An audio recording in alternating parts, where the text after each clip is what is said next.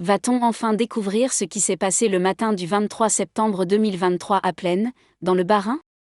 Ce jour-là, Lina, âgée de 15 ans, devait se rendre à la gare pour retrouver son petit ami, Tao, qui habite à Strasbourg.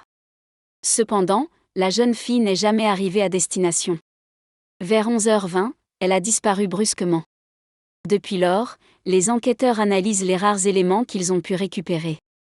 Parmi ces éléments, les images des caméras de vidéosurveillance sont d'un grand intérêt.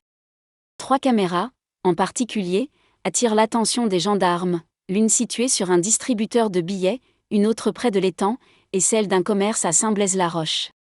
Cependant, la caméra du commerce ne s'est pas révélée utile. Les enregistrements n'étaient conservés que pendant 48 heures, et les gendarmes sont arrivés quelques minutes trop tard pour les récupérer, indique un journaliste de RTL. Lina aurait-elle pris la voiture d'un inconnu? Outre les caméras de vidéosurveillance, les témoignages peuvent également aider les gendarmes dans leur enquête.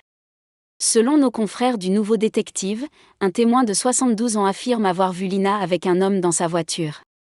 Sixtine Lepère, journaliste du magazine, rapporte que le témoin était embarrassé lorsque les gendarmes lui ont montré des photos de certains hommes du village. On peut supposer que Lina connaissait ce mystérieux chauffeur, et que tout le quartier le connaît également, écrit-elle. Cette information montre une fois de plus que les enquêteurs explorent toutes les pistes, notamment celle d'un départ volontaire ou d'un enlèvement. Mais est-il vraiment plausible que Lina soit montée à bord d'une voiture? Selon ses proches, cette version est totalement improbable.